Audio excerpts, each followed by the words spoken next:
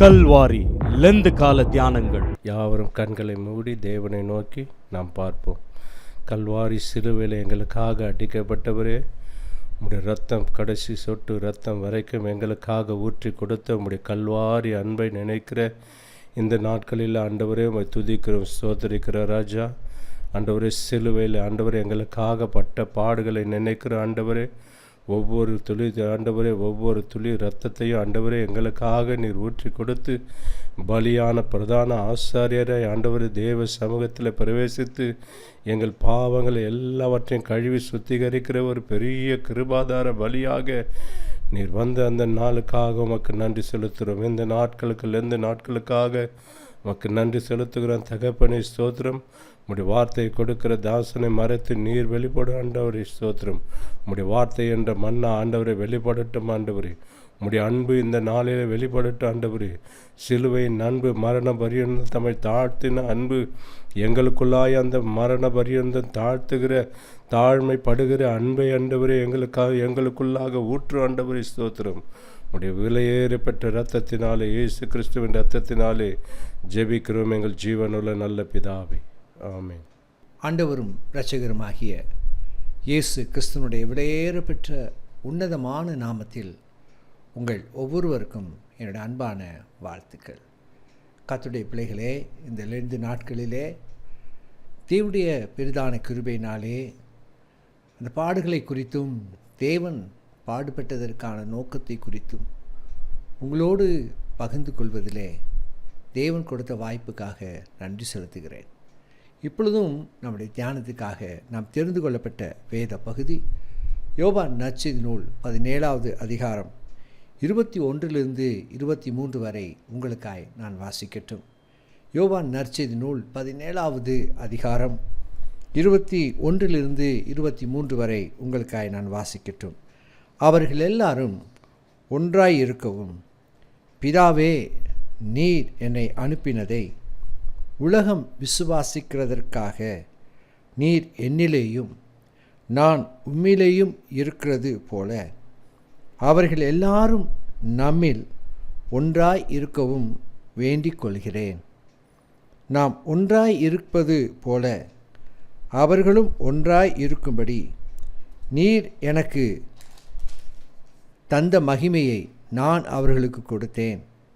ஒருமைப்பாட்டில் அவர்கள் தேறினவர்களாய் இருக்கும் படிக்கும் என்னை நீர் அனுப்பினதையும் நீர் என்னில் அன்பாய் இருக்கிறது போல அவர்களிலும் அன்பாய் இருக்கிறதையும் உலகம் அறியும்படிக்கும் நான் அவர்களிலும் நீர் என்னிலும் இருக்கும்படி வேண்டிக் கொள்கிறேன் என்று ஆண்டவராகிய இயேசு கிறிஸ்து பிதாவினிடத்தில் ஏறெடுத்ததான ஜெபத்தை தான் இங்கே நாம் வாசித்தோம். அவர்கள் எல்லாரும் ஒன்றாய் இருக்கவும், பிதாவே, நீர் என்னை அனுப்பினதை உலகம் விசுவாசிக்கிறதற்காக நீர் என்னிலேயும் நான் உம்மிலேயும் இருக்கிறது போல அவர்கள் எல்லாரும் நம்மில் ஒன்றாய் இருக்கவும் வேண்டிக் கொள்கிறேன். இன்றைக்கும் கர்த்தருடைய பிள்ளைகளே, ஒப்புரவாகுதலுடைய ஊழியத்தின் தலைப்பிலே நாம் உங்களோடு தியானிக்க இருக்கிறோம். தேவன் இந்த பூமியிலே வந்ததான பெரிதான நோக்கம், தேவன் இந்த பூமியிலே பாடுபட்டதற்கான நோக்கம், தேவன் தன்னுடைய இரத்தத்தை எல்லாம் சிந்தினதற்கான நோக்கம், ஒப்புரவாகுதலுக்குரிய ஒரு அனுபவத்தை தேவன் நமக்கு கொடுத்திருக்கிறார். ஹல்லேலூயா. பிரியமானவர்களே, அடுத்த வசனம் சொல்லுது, நாம் ஒன்றாய் இருக்கிறது போல அவர்களும், அதாவது ஆண்டவராகிய இயேசு கிறிஸ்துவை ஆராதித்து கொண்டிருக்கிற அவர்களும் ஒன்றாய் இருக்கும்படி நீர் எனக்கு தந்த மகிமையை நான் என்னை ஆராதிக்கிற பிள்ளைகளுக்கு கொடுக்கிறேன் என்று அங்கே பிதாவினிடத்தில் ஆண்டவராகிய இயேசு கிறிஸ்து சொல்கிறார். மாத்திரமல்ல, பிதாவே, நீரும் நானும் ஒன்றாய் இருப்பது போல ஒருமைப்பாட்டில் அவர்களும் தேறினவர்களாய் இருக்கும்படி அவளுக்காக நான் வேண்டுகிறேன் என்று சொல்லி ஜெபிக்கிறதை பார்க்கிறோம். பிரியமான கர்த்தருடைய பிள்ளைகளே, ஆமோஸ் தீர்க்கதரிசியின் புஸ்தகம் 3ஆம் அதிகாரத்துடைய 3ஆம் வசனத்தை வாசித்து பார்க்கும்போது, 2 பேர் ஒருமனப்பட்டிருந்தால் ஒழிய ஒருமித்து நடந்து போகக்கூடுமோ என்று அங்கே தீர்க்கதரிசி மூலமாய் வெளிப்படுகிறதை பார்க்கிறோம். என் பிரசங்கியிலும் கூட நாம் வாசிக்க முடியும். இருவர் ஒருமனப்பட்டிருந்தால் ஒழிய அவர்கள் அடைய வேண்டிய அந்த டெஸ்டினேஷனை அடைய முடியும் என்பது. ஆகவே பிரியமானவர்களே, ஆண்டவராகிய தேவன் இந்த பூமியிலே வந்து அவரும் நாமும் ஒன்றாய் இணைந்து நித்திய ஜீவனை பெறும்படிக்காக தேவன் நமக்கு ஒரு அனுகூலங்களையும் வாய்ப்புகளையும் தேவன் கொடுத்திருக்கிறார். ஹல்லேலூயா. ஒப்புரவாகுதலுக்குரிய ஒரு மேன்மை என்ன? அது நித்திய ஜீவனை அடைவது. வேதத்தில் நாம் பார்க்கிறோம், பல இடத்திலே நாம் நித்திய ஜீவனை அடைய வேண்டும் என்பதே தேவனுடைய சித்தமாய் இருக்கிறது, அல்லது அது எதிர்பார்ப்பாய் இருக்கிறது. உண்மைதானே? உலகத்தில் இருக்கிற அத்தனை மனிதர்களும் நித்திய ஜீவனை அடைய வேண்டும் என்பதே தேவனுடைய சித்தம் என்று எழுதப்பட்டிருக்கிறதை பார்க்கிறோம். நித்திய ஜீவனை அடைவது மூலமாக நீங்களும் நானும் பிதாவோடு இணைந்து ஒவ்வொரு நாளும் அந்த நித்திய ஜீவனை அனுபவிப்பதற்கு தேவன் பெரிதாய் கிருபை தருகிறார். ஆகவே தான் இந்த ஒப்புரவாகுதலுக்குரிய பெரிதான மேன்மை என்னவென்றால், எதிர்பார்ப்பு என்னவென்றால், நித்திய ஜீவனை அடைவது. நித்திய ஜீவனை அடைவது. ஆகவே தான் இந்த ஒப்புரவாகுதலுடைய மேன்மையை குறித்து நாம் இந்த நாளிலே தியானித்து கொண்டிருக்கிறோம். ஆண்டவராகிய இயேசு கிறிஸ்து இந்த பூமியில் வந்ததற்குரிய முக்கிய நோக்கமே அதுதான். எல்லாரும் நித்திய ஜீவனை அடைய வேண்டும். ஆகவே தான் யோவான் நற்செய்தி நூல் 1 அதிகாரத்தில் நாம் வாசிக்கிறோம், உலகத்திலே வந்து எந்த ஒரு மனிதனையும் பிரகாசிப்பிக்க பண்ணுகிற மெய்யான ஒளி அவரே என்று சொல்லி எழுதப்பட்டிருக்கு. ஆம் பிரியமான தேவஜனமே, மத்தேயு நற்செய்தி நூலிலே ஆண்டவராகிய இயேசு கிறிஸ்து பிறக்கும்போதே சொல்லப்பட்டது, இதோ உலகத்தில் இருக்கிற அத்தனை மனிதர்களையும் பாவங்களை அவர் சுமந்து தீர்ப்பார் என்று சொல்லி. ஹல்லேலூயா. யோவான் ஸ்நானன் கூட அப்படித்தான் சொல்கிறார், இதோ உலகத்தை சுமந்து தீர்க்கிற தேவ ஆட்டுக்குட்டி என்று சொல்கிறார். கர்த்தருடைய பிள்ளைகளை, இதெல்லாம் ஏன் ஆண்டவராகிய இயேசு கிறிஸ்து தன்னை முற்றிலுமாக ஒப்புக்கொடுக்க வேண்டும்? கல்வாரி சிலுவையிலே ஏன் தன்னை ஜீவ பலியாக ஒப்புக்கொடுக்க வேண்டும்? நீங்களும் நானும் மேன்மை அடைவதற்காக, நித்திய ஜீவனை அடைவதற்காக. ஹல்லேலூயா, ஹல்லேலூயா. அன்புக்குரிய கர்த்தருடைய பிள்ளைகளே, இன்றைக்கு இந்த நித்திய ஜீவனை அடைவதற்கு நமக்கு ஒரே ஒரு வழி உண்டு. அதுதான் ஆண்டவராகிய இயேசு கிறிஸ்து. அவர் மூலமாகவே தான் நீங்களும் நானும் இந்த நித்திய ஜீவனை அடைய முடியும். காரணம் என்னவென்றால், உங்களுக்காக எனக்காக பலியாக தன்னைத்தானே ஒப்பு கொடுத்தார். பழைய ஏற்பாட்டு காலங்களிலே நியாயப்பிரமாணங்களும் பல காரியங்களும் ஆண்டவர் கிட்ட சேரக்கூடாதபடிக்கு பெரிய தடையாக இருந்ததை பார்க்கிறோம். ஆண்டவரை அவர்கள் தொழுது கொண்டார்கள், ஆண்டவருக்காய் வைராக்கியமாக இருந்தார்கள். ஆனால் ஆண்டவரோடு தூரத்திலே நின்று ஆண்டவரை ஆராதித்தார்கள், தூரத்திலே நின்று ஆண்டவரை ஆராதித்தார்கள். ஆனால் ஆண்டவராகிய இயேசு கிறிஸ்து தன் ஜீவனை கொடுத்து உங்களுக்காக எனக்காக பலியாக இரத்தத்தை சிந்தின போது, இதோ தேவன் உங்களையும் என்னையும் தம்மோடு ஒப்புரவாக்கி கொண்டார்.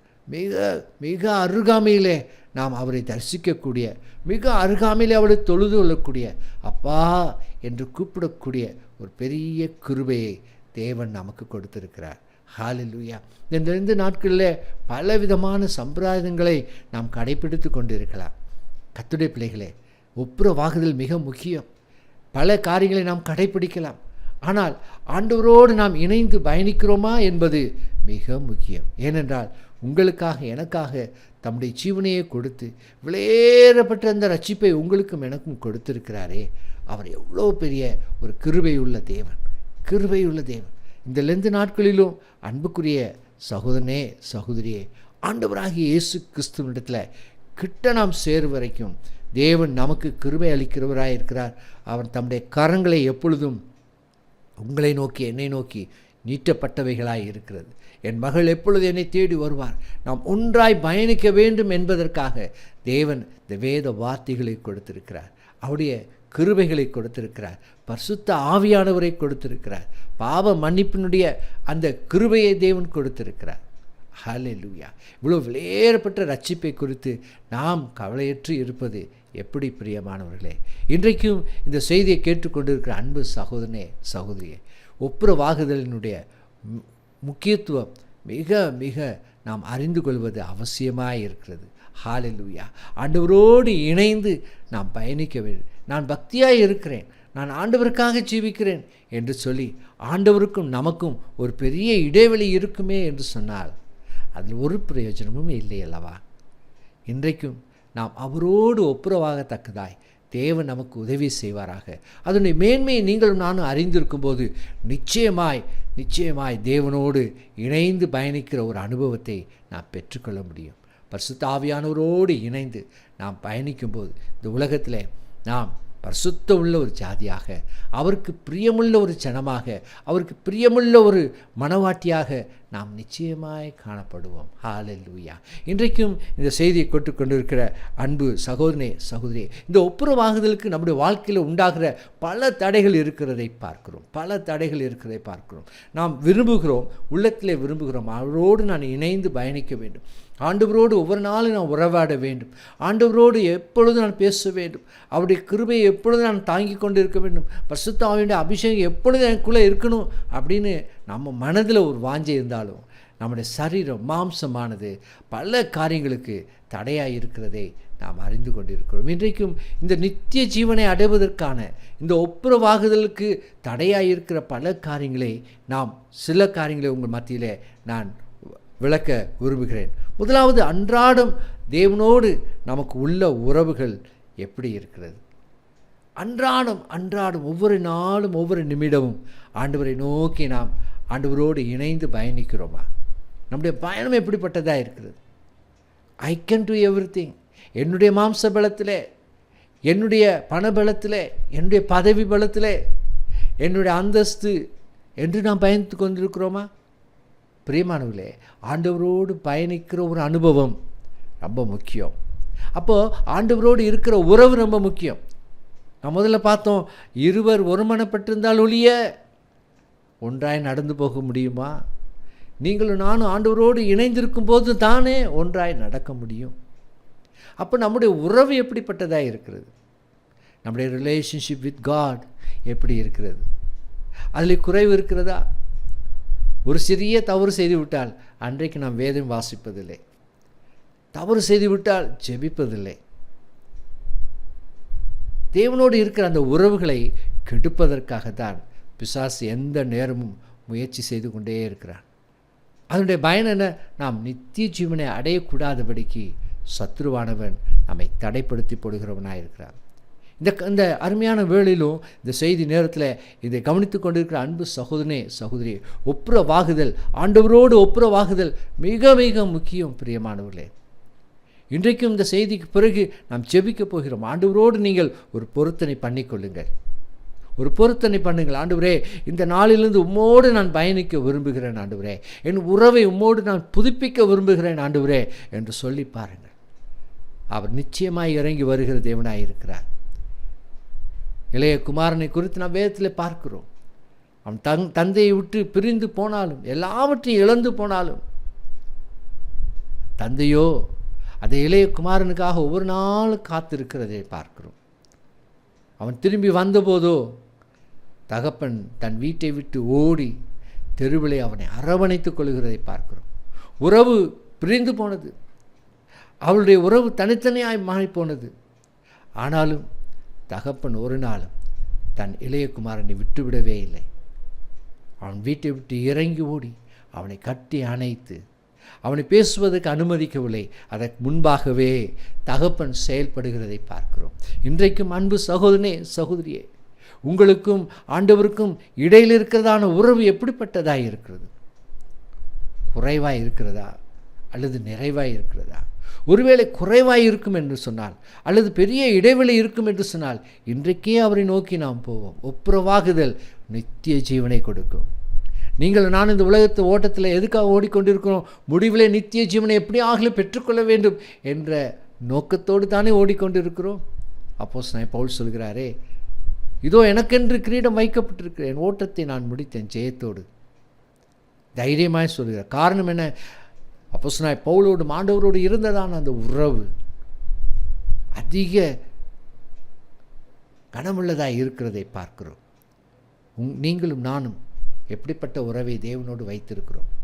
முதல் தடை என்ன? தேவனோடு இருக்கிற அன்றாட உறவு பெரிய இடைவெளி இருப்பது தான்.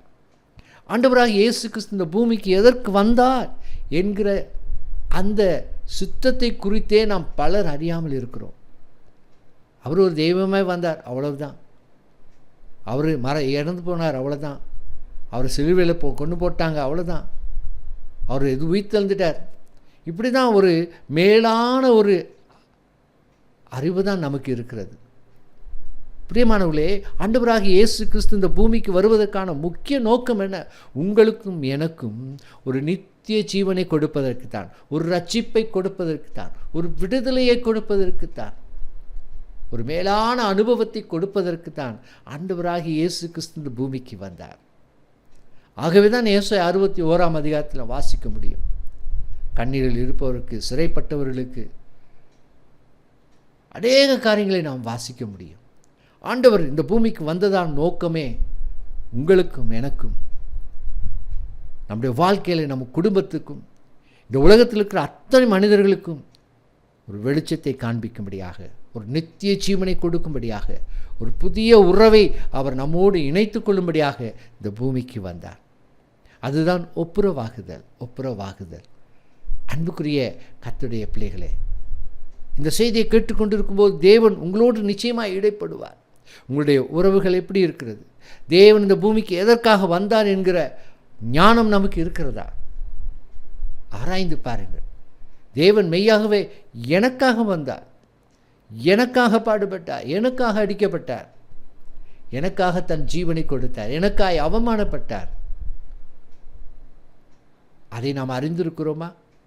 அப்படி நாம் அறிந்திருந்தோமானால் உங்களுக்காக எனக்காக அடிக்கப்பட்ட ஒருவரை நாம் ஒருபோதும் விட்டு விலகவே மாட்டோம்.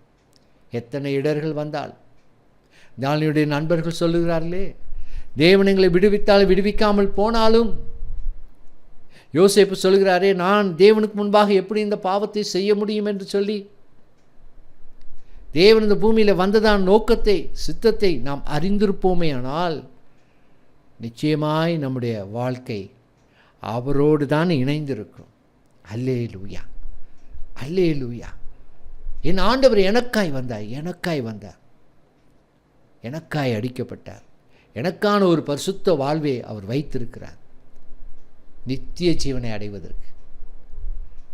மூன்றாவதாக, பலவிதமான பாவக்கட்டுகள், அதாவது நமக்குள்ளாக பலவிதமான பிரிவினைகளை கொண்டு வருவது, ஒவ்வாமையை கொண்டு வருவது, உலகத்துக்காக வைராக்கியம் பாராட்டுவது, இவைகளெல்லாம் ஆண்டவரோடு இருக்கிற அந்த உறவை நம்மை விட்டு எடுத்து போடுகிறதாய் இருக்கிறது. அதைத்தான் நம் கலாத்தியரில் வாசிக்கிறோம், மாம்சத்தின் கிரியைகள்.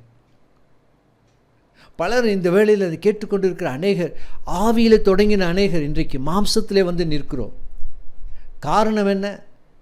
தேவனோடு இருந்த அந்த உறவிலே பெரிதான விரிசல். பிரியமானவர்களே, நாம் நித்திய ஜீவனை அடையும்படிக்காக ஓட வேண்டும். அந்த நித்திய ஜீவனை அடைவதற்கு உங்களுக்கும் எனக்கும் ஆண்டவருக்கும் நடுவில் இருக்கிற அந்த உறவு மிக பலமாய் இருக்க வேண்டும். ஆண்டவராகிய இயேசு கிறிஸ்து ஒரு ஏணியைப் போல நமக்காய் வந்திருக்கிறார். நித்திய ஜீவனை அடைவதற்கு அவர் மூலமாய் நாம்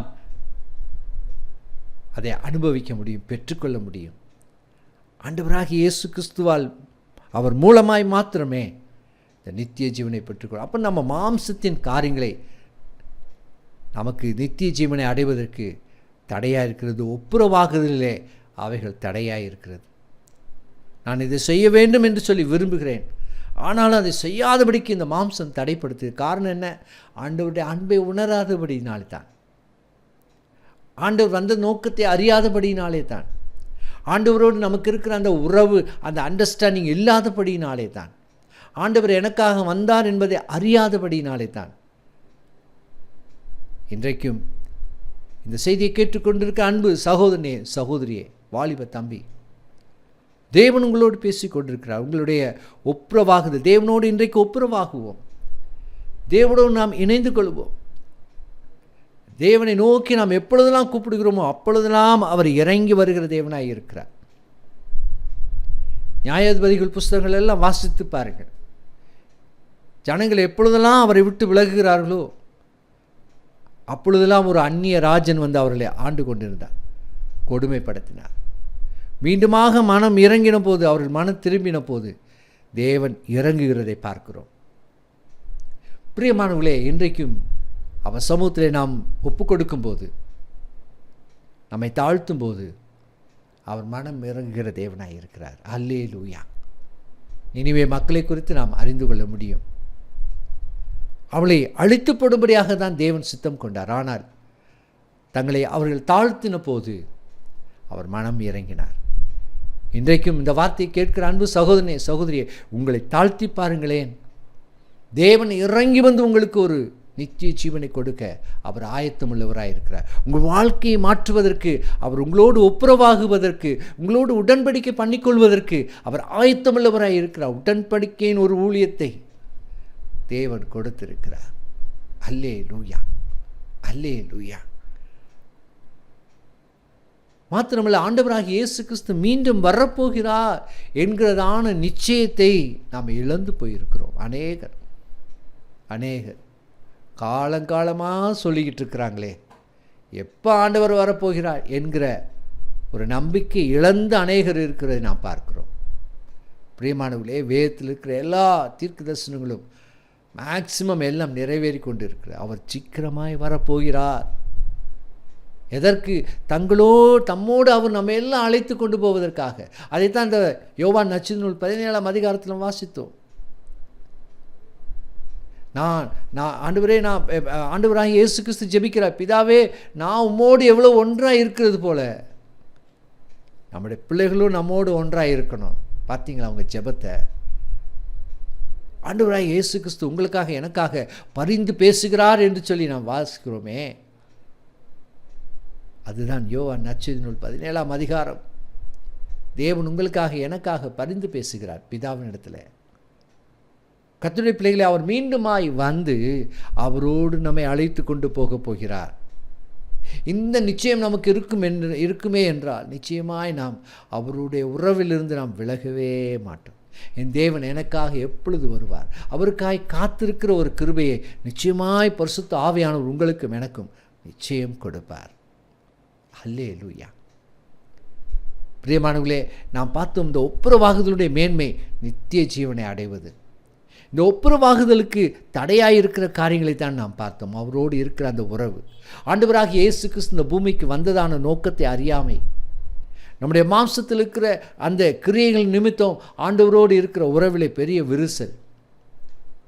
மாத்திரமல்ல, அவர் மீண்டும் வரப்போகிறார் என்பதை நாம் அறியாமல் இருப்பதினாலே நாம் தேவனோடு ஒப்புரவாவதில்லை. கர்த்தருடைய பிள்ளைகளை, ஒரு காரியத்தை அறிந்து கொள்ளுங்கள். ஒவ்வொரு நாளும் தேவன் தம்முடைய கிருபையினாலே உங்களுக்கும் எனக்கும் ஜீவனை கொடுத்து கொண்டு இருக்கிறார். இன்று என் மகள் என்னிடத்தில் வருவாங்க, இன்று என் மகன் என்னிடத்தில் திரும்புவாங்க, இன்று என் மகள் எனக்கு கனி கொடுப்பாங்க என்று சொல்லி ஒவ்வொரு நாளும் அவர் காத்து கொண்டு இருக்கிறார். அந்த கிருபையை நாம் இழந்து போகக்கூடாது. இன்றைக்கே அவரோடு நாம் ஒப்புரவாகுவோம். அவர் செய்த உடன்படிக்கையிலே அவர் மனம் மாற மனிதன் அல்ல. ஆனால் நாம் செய்த உடன்படிக்கையை நாம் மீறி கொண்டிருக்கிறோம். தேவனோடு செய்த உடன்படிக்கையை மீறி இருக்கிறோம். இன்றைக்கு மீண்டுமாக ஒப்புரவாகுவோம். தேவன் நமக்காய் இரக்கம் பாராட்டுகிறவராக இருக்கிறார். மூன்றாவதாக, ஒப்புரவாகுதலுக்கு ஆண்டவராகிய இயேசு கிறிஸ்துவனுடைய அந்த முக்கிய பங்கு, அதைத்தான் நாம் வாசிக்க முடியும். எபேசியர் 2ஆம் அதிகாரம் 13 16 வரை நாம் வாசிக்கும்போது, முன்னே தூரமாயிருந்த நீங்கள் இப்பொழுது கிறிஸ்து இயேசுவுக்குள் கிறிஸ்துவின் இரத்தத்தினாலே சமீபமானீர்கள். பாருங்கள், ஆதி நாட்களில் இஸ்ரேல் மக்கள் ஆலயத்தின் வெளிப்புறத்திலிருந்து தேவனை ஆராதித்து கொண்டிருந்தார்கள். தூரத்திலிருந்து ஆராதித்து கொண்டிருந்தார்கள். ஆண்டவர் பேசின போது மோசையை பார்த்து சொன்னாங்க, மோசே மோசே, ஆண்டவர் எங்களோடு பேச வேணாம், அவர் சத்தத்தை கேட்டானுங்க செத்து போவோம்னு சொல்கிறாங்க. அவ்வளோ தூரமாக இருந்தாங்க. ஆனால் இன்றைக்கு தேவன் மிக நெருக்கமாய் உங்களோடு என்னோடு அவர் நமக்குள்ளாய் வசிக்கத்தக்கதான ஒரு முழு கிருபையை தேவன் கொடுத்திருக்கிறார். அல்லேலூயா. இது எவ்வளோ பெரிய பாக்கியம்! இது ஆண்டவராகிய இயேசு கிறிஸ்து மூலமாய் நமக்கு உண்டாயிற்று. இந்த ஒப்புரவாகுதல் அதனுடைய முக்கிய பங்கு ஆண்டவராகிய இயேசு கிறிஸ்து தம்முடைய ஜீவனை கொடுத்து அவர் இரத்தத்தை சிந்தி உங்களையும் என்னையும் மிக கிட்ட அவருக்கு அருகிலே அழைத்து கொண்டு வந்திருக்கிறார். அதைத்தான் நீங்கள் வாசிக்கிறோம். முன்னே தூரமாயிருந்த நீங்கள் இப்பொழுது கிறிஸ்து இயேசுவுக்குள் இயேசு கிறிஸ்துவினுடைய இரத்தத்தினாலே சமீபமானீர்கள். அல்லேலூயா. இவ்வளோ சமீபமாய் பெற்றிருக்கிற ஒரு தெய்வம், எவ்வளோ நம்ம பாக்கியவான்கள், பாக்கியவதிகள். அல்லேலூயா. மாத்திரமல்ல, நான் வாசிக்க முடியும் அதே அதிகாரத்தில் 15-16 வசனங்களை வாசிக்கும்போது, பகையை சிலுவையினாலே கொன்று அதனாலே இரு திறத்தாரையும் ஒரே சரீரமாக தேவனுக்கு ஒப்புரவாக்கினார் என்று எழுதப்பட்டிருக்கிறது. இரு திறத்தாரை ஒரே சரீரமாக தேவனோடு இணையத்தக்கதாக, அதைத்தான் நாம் பந்தி என்று அழைக்கிறோம் அல்லவா, கம்யூனியன் என்று அழைக்கிறோம். அவருடைய மாம்சத்தை நாம் ஒன்றாய் புசித்து அவரோடு இணைகிறவர்களாய், அந்த சரீரத்தில் ஒன்றாய் இணைக்கப்படுகிறவர்களாய், ஒப்புரவாக்கப்படுகிற ஒரு அனுபவத்தை ஆண்டவராகிய இயேசு கிறிஸ்து சிலுவையின் மீதிலே உங்களுக்காய் எனக்காய் கொடுத்தார். மாத்திரமல்ல, ரோமர் 5ஆம் அதிகாரம் 8-10 வரை வாசிக்கும்போது, நாம் பாவிகளாயிருக்கையில் கிறிஸ்து நமக்காக மரித்ததினாலே தேவன் நம்மேல் வைத்த தமது அன்பை விளங்க பண்ணினார். நாம் தேவனுக்கு சத்துருக்களாய் இருக்கையில் அவருடைய குமாரனின் மரணத்தினாலே அவருடனே ஒப்புரவாக்கப்பட்டோமானால், ஒப்புரவாக்கப்பட்ட பின் நாம் அவருடைய ஜீவனாலே ரட்சிக்கப்படுவது அதிக நிச்சயமாகவே. அல்லேலூயா. கர்த்தருடைய பிள்ளைகளே, இந்த வேளையிலும் கூட தேவனிடத்தில் ஒப்புரவாகக்கூடிய முக்கியத்துவத்தை நாம் அணிந்திருக்க வேண்டியது அவசியமாக இருக்கிறது. ஆண்டவராகிய இயேசு கிறிஸ்து நமக்கென்று ஒரு பாதையை நியமித்து வைத்திருக்கிறார். நமக்கென்று ஒரு ஓட்டத்தை வைத்திருக்கிறார். அந்த ஓட்டத்தை ஜெயத்தோடு ஓடுவதற்கு நமக்கு பெரிய பலன் பரிசுத்த ஆவியானவர். இந்த பரிசுத்த ஆவியானவர் எப்பொழுதெல்லாம் நாம் கூப்பிடுகிறோமோ அப்பொழுதெல்லாம் நம்மோடு இணைந்து அவர் நம்மை நம்முடைய பயணத்தில் அவரோடு கூட வருகிறவராயிருக்கிறார், நம்மோடு கூட வருகிறவராயிருக்கிறார். ஆண்டவரை நோக்கி பார்க்கலாமா? ஒருவேளை உங்களுடைய உறவு ஆண்டவரை விட்டு பிரிந்திருக்குமே என்றால், இன்றைக்கு ஆண்டவரிடத்தில் உங்கள் உறவை சரிப்படுத்திக் கொள்ளுங்கள். நம்ம ரிப்பேர் பண்ணிக்கொள்வோம் ஆண்டவர்கிட்ட. அவர் எப்பொழுதும் தயாராக இருக்கிறார். ஆண்டவர் தமிழத்தில் வருகிற ஒருவனையும் அவர் புறம்பே தள்ளுவதே இல்லை. தமிழத்தில் வருகிறவங்களை அவர் எப்பொழுது அரவணைத்துக் கொள்ளுகிற தேவனாய் இருக்கிறார். அல்லேலூயா, அல்லேலூயா. தலைகளை தாழ்த்தி ஆண்டவரை நோக்கி நான் பார்க்கலாமா? பலவிதமான அலசடிப்பட்டு மிகுந்த போராட்டத்தோடு இந்த வார்த்தையை கேட்டுக்கொண்டு இருக்கிறேன். ஐயோ, ஆண்டவரோடு நான் உறவாடணும்னு விரும்புகிறேன், ஆண்டவரோடு இணைந்து இருக்கணும்னு நான் விரும்புகிறேன், எப்போ ஆண்டவர் பிரசன்னத்தில் இருக்கணும்னு நினைக்கிறேன். ஆனால் பலவிதமான போராட்டங்கள் என்னை அப்படி செய்ய விடாமல் தடுக்குதுன்னு சொல்லி கண்ணீரோடு இருக்கீங்களா? அன்பு சகோதரனே, சகோதரியே, தேவனோடு இன்றைக்கு ஆண்டவரிடத்தில் மீண்டுமாக நம்மை ஒப்புக்கொடுப்போம். அவர் தம்மோடு சேர்த்துக்கொள்கிற தேவனாய் இருக்கிறார். கண்களை மூடலாமா? ஆண்டவரை நோக்கி நாம் பார்க்கலாமா? ஹல்லேலூயா. அலை கடல் நடுவினிலே ஆமிழ்ந்து போகின்றாயோ, அலை கடல் நடுவினிலே ஆமிழ்ந்து போகின்றாயோ, கரம் நீட்டுமே சுவை பார், கரை சேர்க்கும் துணையவரே, கரம் நீட்டும் இயேசுவை பார், கரை சேர்க்கும் துணையவரே. ஆனந்தம் பேரானந்தம் என் அருணாத சமூகத்திலே, ஆனந்தம் பேரானந்தம் என் அருணாத சமூகத்திலே. போராடும் என் நெஞ்சமே புகலிடம் மறந்தாயோ, பாராளும் இயேசு உண்டு. பதறாதே மனமே.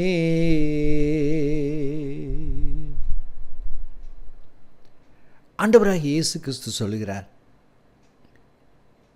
இனி நான் உங்களை ஊழியக்காரர் என்று சொல்வதில்லை, உங்களை என் சிநேகிதர் என்று அழைக்கிறேன் என்று சொல்கிறார். சிநேகிதனுடைய உறவு எப்படிப்பட்டது? நம்முடைய க்ளோஸ் ஃப்ரெண்ட் என்று சொல்லுகிறோமே, அந்த க்ளோஸ் ஃப்ரெண்டெல்லாம் மற்றவங்களாம் நம்முடைய குறைகளை பார்த்து நம்மை ஏளனமாய் நினைப்பார்கள். உங்களுக்கும் எனக்கு ஒரு நல்ல நண்பர் இருக்கிறார், அவர்தான் ஆண்டவராகிய இயேசு கிறிஸ்து. ஒரு காலத்தில் அவரோடு நல்ல உறவில் இருந்தீங்க, இன்னைக்கு அந்த உறவில் விரிசல். காரணம், அநேக விதமான மாம்சத்தின் காரியங்கள் நமக்குள்ளாய் வந்தபடியினாலே, உலகத்தை சிநேகித்தபடியினாலே, மாயமான காரியங்கள் மேலே நேசத்தை வைத்தபடினாலே உடைய உறவு கெட்டுப்போய் இருக்கிறதா? இன்றைக்கு தேவனோடு ஒப்புரவாகுங்கள். கர்த்தர் சமீபமாய் இருக்கையில் அவர் தேடுங்கள். சமீபமாய் இருக்கிற தேவன். ஹல்லேலூயா. அன்பு சகோதரனே சகோதரியை இப்பொழுதும் ஆண்டவர் சமூகத்தில் ஒப்புக்கொடு. ஆண்டவரே, மீண்டுமாக நான் என் உறவை புதுப்பித்துக் கொள்ள விரும்புகிறேன்ப்பா என்று கண்ணீரோடு கேளுங்க. கர்த்தர் நிச்சயமாய் உங்களுக்கு உதவி செய்ய அவர் ஆயத்தம் உள்ளவராய் இருக்கிறார். அல்லேலூயா. எங்கள் மகா பரிசுத்தமும் கிருபையும் இரக்கமுள்ள நல்ல ஆண்டவரே, இந்த அருமையான கர்த்தாவே, ஆசீர்வதிக்கப்பட்ட இந்த நேரத்துக்காக உமக்கு நாங்கள் நன்றி செலுத்துகிறோம் ஆண்டவரே. ஆண்டவரே, உம்மோடு நாங்கள் இணைந்திருப்பது, உம்மோடு இணைந்து பயணிப்பது, உம்மோடு ஆண்டவரே எங்கள் உடன்படிக்கையை புதுப்பித்துக் கொள்வது, அது எங்களுடைய வாழ்க்கையிலே நித்திய ஜீவனை அடையும்படியாய் செய்யும் அல்லவா? ஆண்டவரே, அந்த நித்திய ஜீவனை அடைவதற்கு கர்த்தர் எங்களுக்கு கிருபை தாரும்.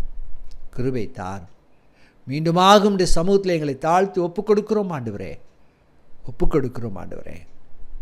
உடைய கரத்தில் எங்களை தாழ்த்துகிறோம் ஆண்டவரே. இந்த வார்த்தை கேட்ட ஒவ்வொரு பிள்ளைகளையும் கர்த்தர் நீர் ஆசீர்வதிப்பீராக. இந்த டெலிகாஸ்ட் பண்ணுகிற அருமையான சேனலையும் கர்த்தர் நீர் ஆசீர்வதிப்பீராக. பிள்ளைகளை கர்த்தர் ஆசீர்வதியும். அவருடைய ஊழியத்தை இன்னும் மென்மேலும் விருத்தியாக்கும். இதை கேட்கிற ஒவ்வொரு பிள்ளைகளுடைய வாழ்க்கையிலும் ஒரு மாற்றத்தை கர்த்தர் உருவாக்கித்தார். உம்மோடு இணைந்து பயணிக்கக்கூடிய கிருபைகளை தாரும். ஒரு ஆண்டவரே, பெரிய ஆண்டவரே, உம்முடைய சப்போர்ட் அவங்களுக்கு தாங்கப்பா. பரிசுத்த ஆவியானவர் கர்த்தர் நீ உதவி செய்வீராக. உடைய சமூகத்திலே தாழ்த்துகிறோம், ஒப்புக் கொடுக்கிறோம். ஆண்டவராகிய இயேசு கிறிஸ்து மூலமாய் ஜெபிக்கிறோம் ஜீவனுள்ள நல்ல பிதாவே. ஆமேன். God bless you all. நாம் சேர்ந்து சொல்லுவோம், என் ஆத்மாவே கர்த்தரை ஸ்தோத்திரி, என் முழு உள்ளமே அவருடைய பரிசுத்த நாமத்தை ஸ்தோத்திரி. என் ஆத்மாவே கர்த்தரை ஸ்தோத்திரி, அவர் செய்த சகல உபகாரங்களையும் மறவாதே. ஆமேன்.